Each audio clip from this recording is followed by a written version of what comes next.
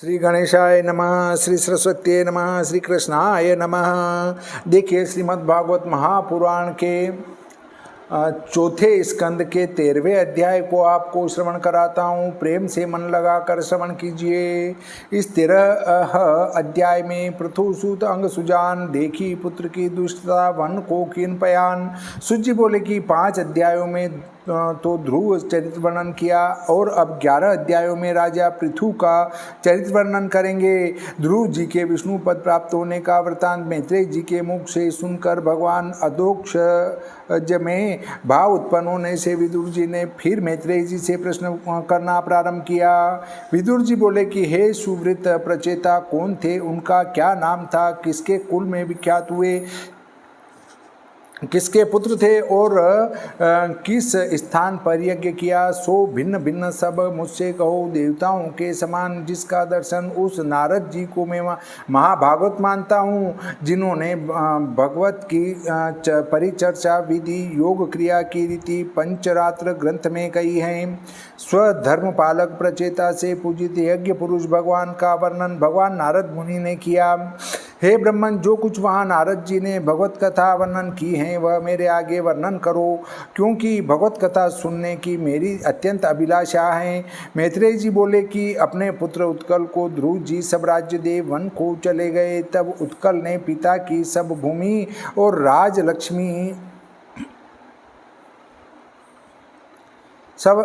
राजलक्ष्मी लेने की इच्छा नहीं की। वह जन्म से शांतात्मा, संग रहित, समदर्शी और अपनी आत्मा को सब लोकों में पूर्ण और जगदात्मा को अपने में मानता था। ब्रह्म सुख में शांत हो अपने देह को भूल गया और ज्ञान रस में निमग्न आनंदमय और मोक्ष रूप पर ब्रह्म परमात्मा को जानता था। और अखंडित योगाग्नि से उसके सब पाप और अंतःकरण की भावना जलकर भस्म हो गई थी। अपने स्वरूप का अनुसंधान कर अपने से भिन्न और किसी को नहीं देखता था। वह आत्मज्ञानी अकेला नगर से निकलकर चल दिया। राख में दबी अग्नि समान वह तेजधारी उत्कल मार्ग में जाता हुआ जड़, अंध, बधिर, उन्मत्त, मुख केसी आकृति किए बालकों को दृष्टि आता था। सचिव और कुल के वृद्ध पुरुषों ने उत्कल को उन्मत्त और जड़ समझकर उससे कनिष्ठ भ्रमी के सुत वत्सर को राज्य अधिकार दे दिया। वत्सर की प्यारी बड़ी स्त्री स्वरवीथि के पुष्पार्ण, तिग्म, केतु, ईश, ऊर्ज, वसु और जय नामक 6 पुत्र उत्पन्न हुए। पुष्पार्ण की प्रभा और दोषा नाम 2 पत्नी थी। उनमें से प्रभा के 3 पुत्र उत्पन्न हुए, प्रातः, मध्याह्न, दिन और सायं।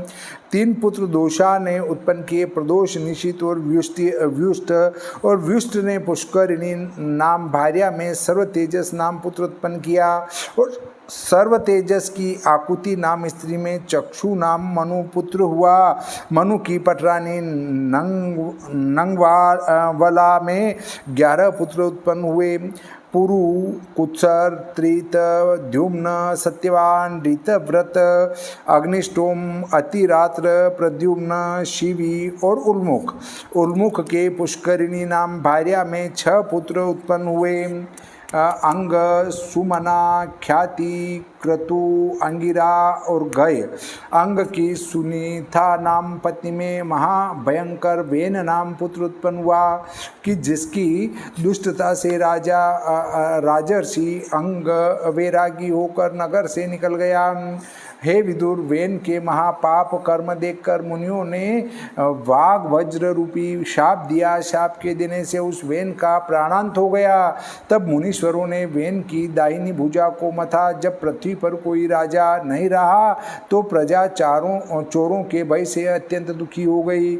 तब मुनियों ने वेन के दाहिने हाथ को मथा, जिससे नारायण के अंश से आद्य राज पृथु ने पृथ्वीश्वर अवतार धारण किया।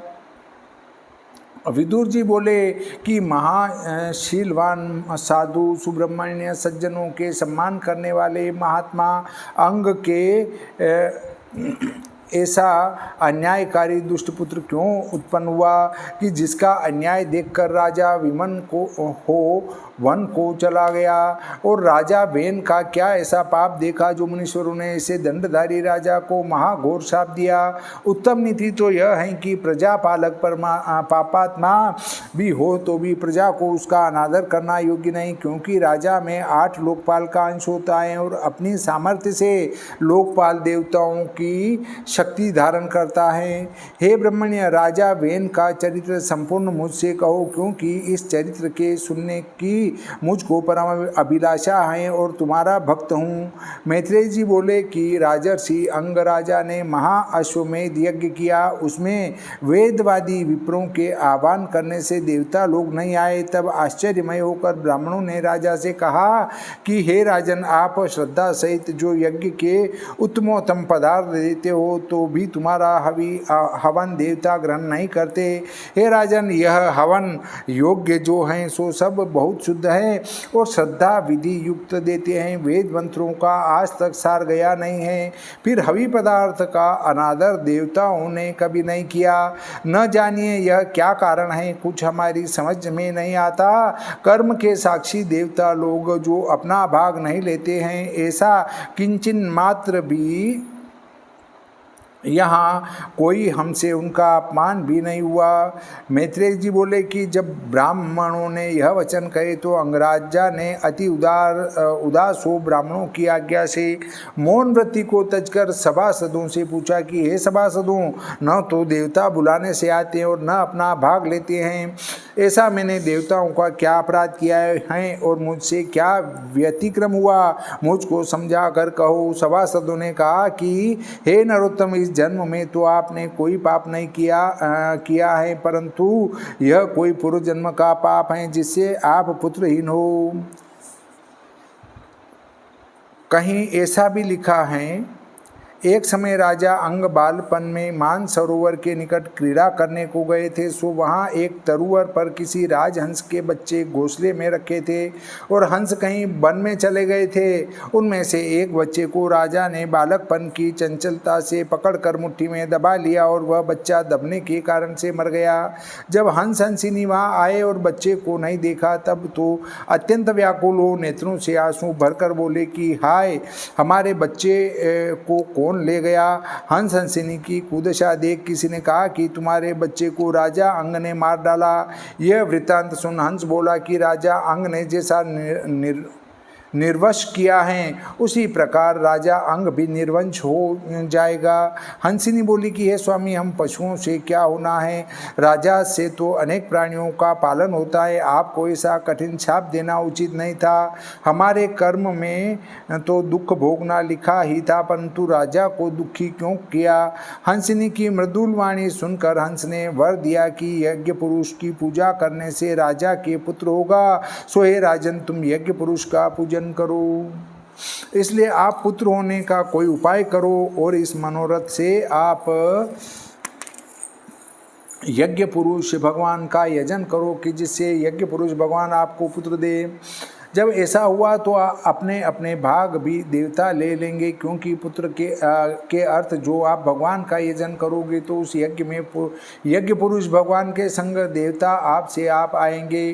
पुरुष जिस मनोरथ के लिए भगवान का यजन करता है भगवान उसकी आशा पूर्ण करते हैं, क्योंकि जो जिस भावना से भगवत आराधना करता है परमेश्वर वैसा ही फल उसको देते हैं। इस प्रकार जब सब ब्राह्मणों ने निश्चय किया तब राजा ने पुत्र के होने के लिए सर्वांतर्यामी सर्वव्यापक विष्णु भगवान के पुरोडास का हवन किया।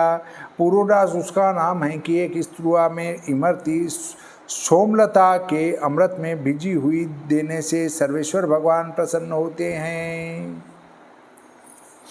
शंका होती है कि राजा अंग ने अश्वमेध यज्ञ किया, तब उसके यज्ञ में देवताओं ने अपना अपना भाग ग्रहण नहीं किया, तब राजा अंग ने बड़ा दुख माना। उस समय ब्राह्मणों ने राजा अंग से कहा कि हे राजन, तुम्हारे पुत्र नहीं है, इसलिए तुम्हारे यज्ञ में देवता भाग ग्रहण नहीं करते, क्योंकि अपुत्र के हाथ का जल अन्न पितर और देवता ग्रहण नहीं करते। फिर अनेक निर्वंशी राजाओं ने यज्ञ किए, तो उन राजाओं के यज्ञ में देवताओं ने अपना भाग क्यों ग्रहण किया।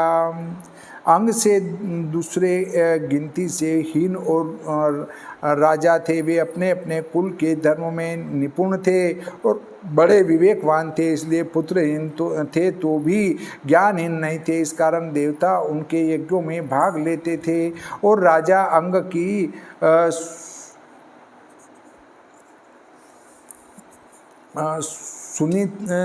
सुनीता स्त्री थी। उसके संग रात दिन भोग की इच्छा से अपने कुल के धर्म को भ्रष्ट कर दिया, नीच बुद्धि हो गया। इसलिए अंग को पुत्रहीन जानकर अंग का दिया हुआ भाग देवताओं ने ग्रहण नहीं किया। जब ऐसा पूर्वोदास विष्णु भगवान ने पाया, तब उस कुंड से स्वर्ण की माला पहने, श्वेत वस्त्र धारण किए, कंचन के एक बड़े भारी थाल में सुंदर खीर लिए हुए एक पुरुष निकले। उसका सब ने दर्शन किया। राजा ने ब्राह्मणों की सम्मति से वह खीर उस पुरुष के हाथों में से अपने हाथों में ले ली और उसे सूंघ उस उदार चित्त राजा ने आनंदित होकर अपनी भार्या को दे दी। उस पुत्र होने वाली रानी ने खीर को पाकर पति के गर्भ को धारण किया। जब समय पूर्ण हुआ तो पुत्र उत्पन्न करती है। वह बालक मृत्यु जो उसका नाना था उसके अनुसार हुआ। मृत्यु अधर्म के अंश से उत्पन्न हुआ था, इसलिए वह अधार्मिक हुआ। उसके जन्म के समय बड़ा भयानक उत्पात हुआ और ब्राह्मणों ने इसका नाम वेन रखा। सबके सब आचरण नाना के से थे। वह धनुष बाण धारण किए वन में फिरता था और जो मृग साधु दिन सम्मुख आता था उसको कभी न छोड़ता था। और सब ही कहते कि यह वेन निर्दयी हैं। खेलने के स्थान में अपने समान क्रीड़ा करने वाले बालकों को अति दारुण निर्दयी हट करके अहेरी की नाई पकड़ पकड़ कर मार डालता था। उस महानीच पुत्र का अत्याचार देखकर राजा ने उसे अनेक प्रकार से समझाया। जब शिक्षा करने का सामर्थ्य न रहा तो अत्यंत दुखित होकर आप ही आप कहने लगा कि जिन पुरुषों के पुत्र नहीं हैं उन्होंने भगवान का पूजन भली भांति किया है, क्योंकि उनको दुष्ट संतान का महाकठिन दुख तो नहीं भोगना पड़ता है, जिससे